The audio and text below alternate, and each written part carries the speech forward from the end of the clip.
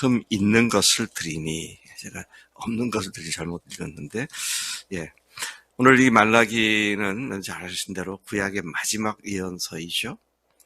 말라기라고 하는 말은 기록이란 말이 아니고 이름이 말라기입니다.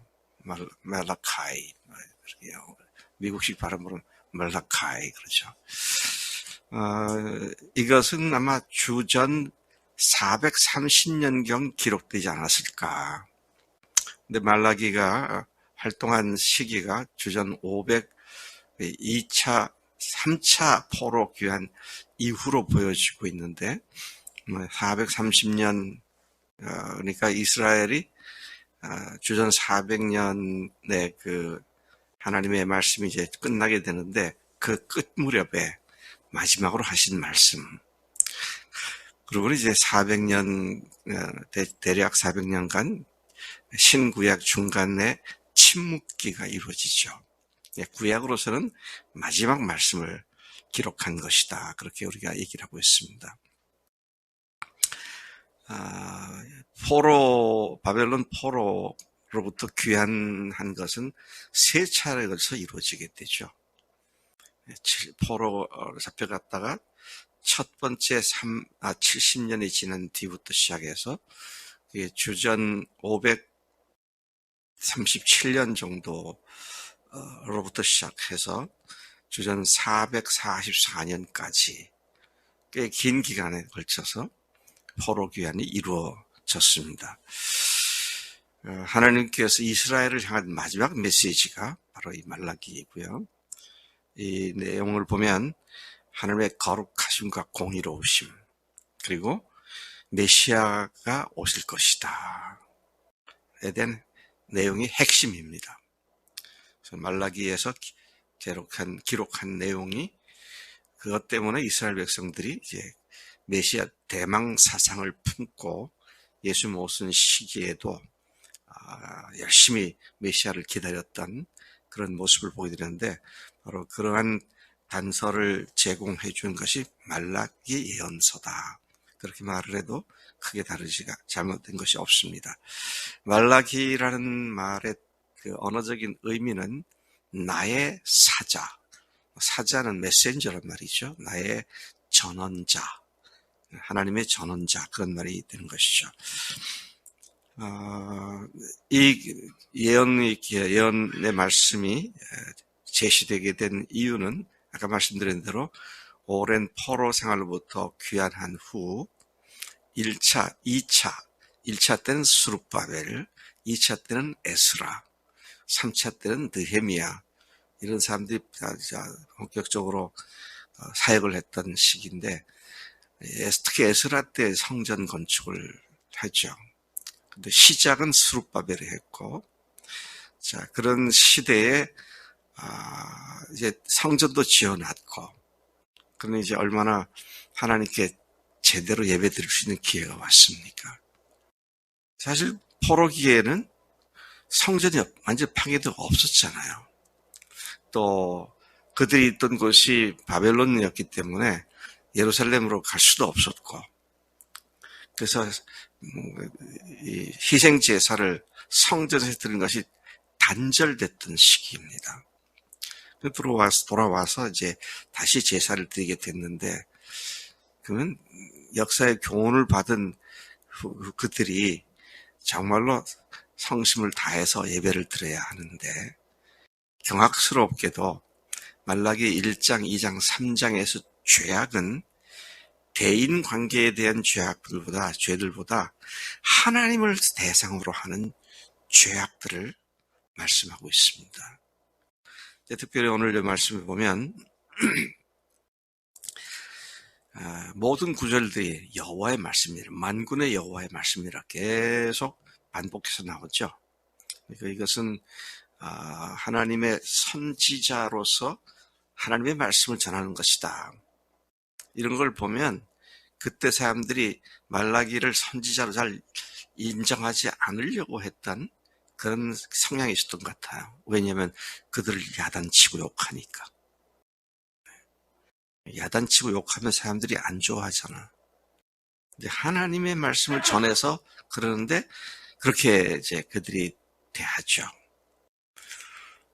그 전에도 예언자들이 말씀을 전하면 너는 가짜야, 우리가 진짜야 그러면서 사꾸라로 몰아가지고 말씀을 받지 않았던 그 앞에서 역사들 우리가 계속 보았습니다만은, 근데 여기에 이제 중요한 문제는 뭐냐면 2절에 보니까 하나님은 내가 너희를 사랑했다 그러시는데 유대인들은 주께서 어떻게 우리를 사랑하셨나이까? 우리를 사랑하셨다고요? 어떻게 사랑하셨는데요? 이렇게 대드는 거잖아요. 고개를 빳빳이 쳐들고 딱 하나님 앞에 대드는 겁니다. 자, 무슨 문제가 생겼어요? 하나님과 이스라엘 사이에 사랑 관계에 문제가 생겼습니다. 여러분, 모든 관계에 있어서 오해가 있을 수 있지만 사랑 관계에 문제가 생기면 인간 관계에 있어서도 심각한 어려움을 겪게 되죠. 근데 하나님과의 사랑 관계에 문제가 생겼는데 하나님께 그걸 지적을 하시면서 내가 너희를 사랑했다. 언제 사랑하셨는데요? 이렇게 나온 거잖아요. 이게 보통 문제가 아닙니다. 여러분, 하나님께서 여러분을 사랑하시는 걸 믿으실 텐데 사랑하시는 걸 날마다 새록 이렇게 사랑하시는구나, 그렇게 느끼고 누리고 살고 계십니까? 여러분, 다른 건 둘째치고요, 하나님과 사랑 관계는 정말 목숨을 걸어야 합니다. 이거 망가지면 다 망가져요. 그런 면에서 우리가 이 말라기가 주는 교훈을 참 마음에 깊이 새기면서 말씀을 받아야겠다, 그런 생각을 하게 되죠.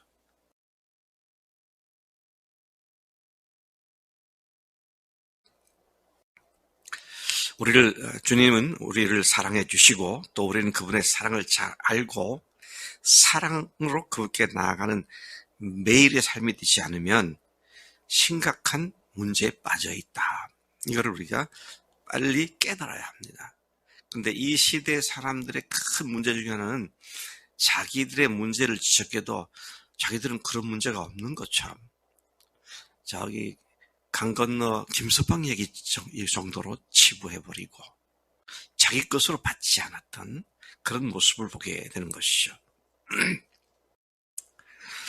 자, 그들이 하나님께 대들었죠. 어떻게 우리를 사랑하셨는데요?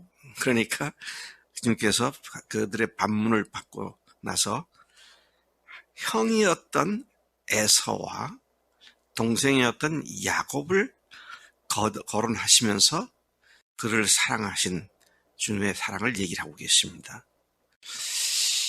우리는요, 제가 아이들을 키우다 보니 그걸 발견했는데, 정말 아기 낳아서 부모들이 다 너무 소중하게 여기고 사랑하고 키우잖아요. 근데 애들이 잘못하면 맴매를 합니다. 그래서 제가 또 의식이 있다고, 우리 아들이 3살 때 잘못했기 때문에 앉혀놓고 너 이렇게 하는 게 잘못이야. 잘못했지? 네. 또 그렇지 않도록 아빠가 너를 맴매할 거야. 가만히 있어요. 일어서서 종아리 걷어. 그래서 아빠는 너 사랑하기 때문에 맴매하는 거야?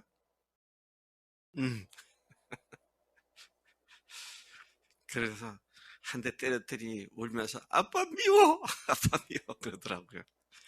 예.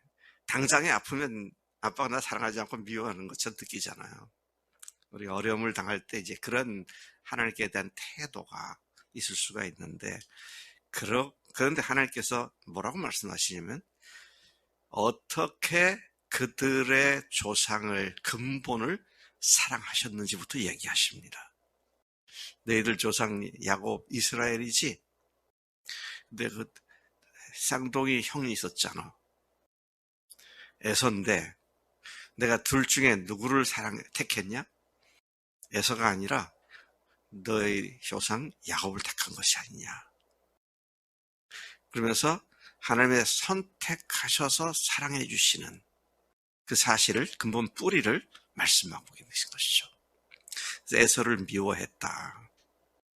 에서가 하나님 잘했는데 미워한 게 아니에요. 에서가 한 짓을 보고 하나님께서 이건 아니구나 확인을 하셨고, 자, 그래서 그를 갖다가 저주를 하게 됐고, 그래서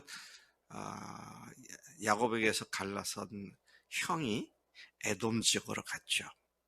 근데 그 에돔 지역이라는 것이 요즘으로 말하면 흉악한 바위산들로 돼 있고 광야로 돼 있는 그런 것이죠.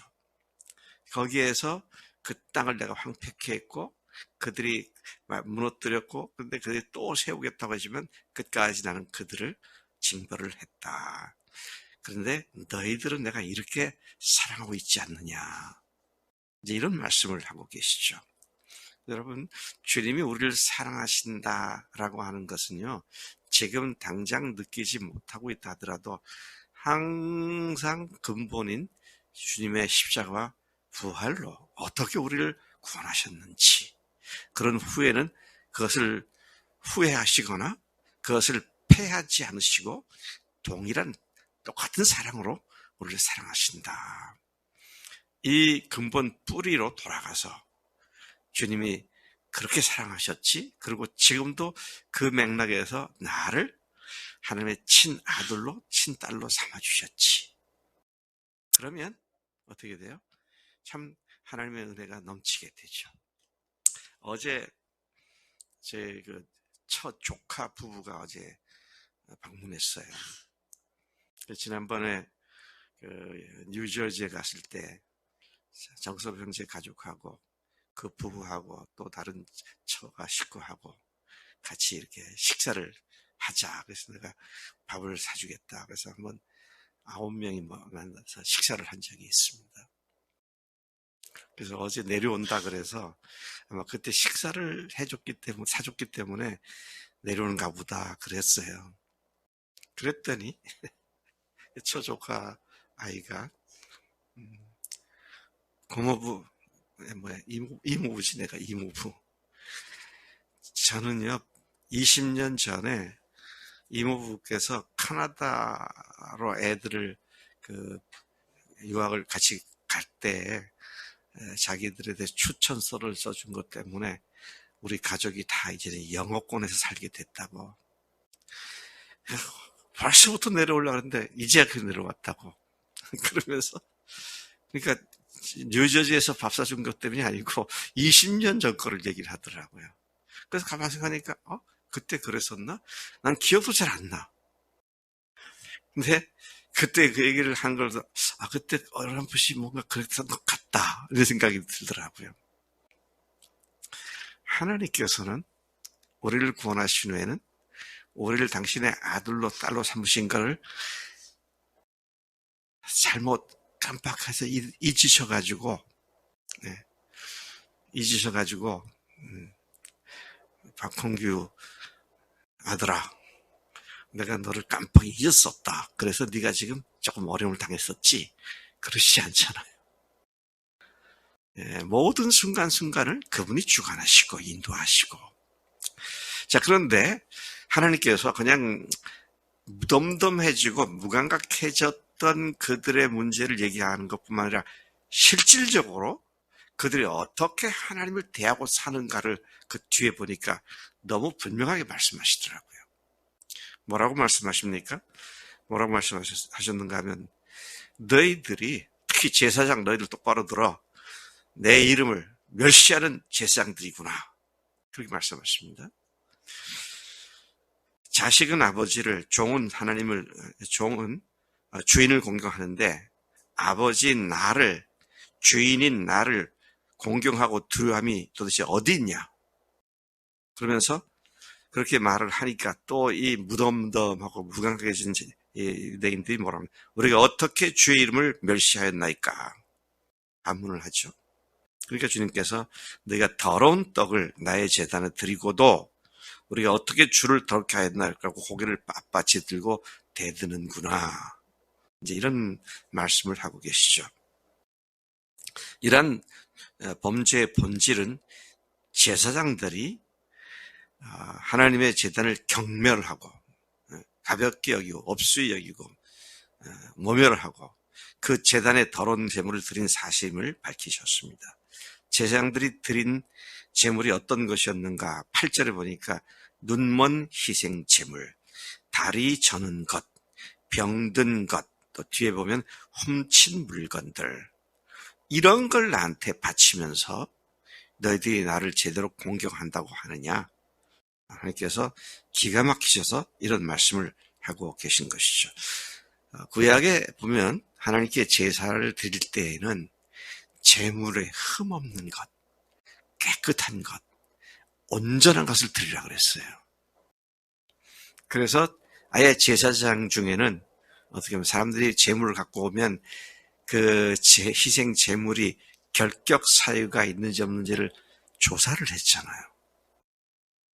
근데 이 사람들이 드린 제물이 뭐라고요? 눈먼 것, 옛날 말로 하면 눈 까진 거, 다리 절름발이, 병들어서 비실비실하는 거, 심지어 다른 사람 거 훔친 것을 갖다가 바친다.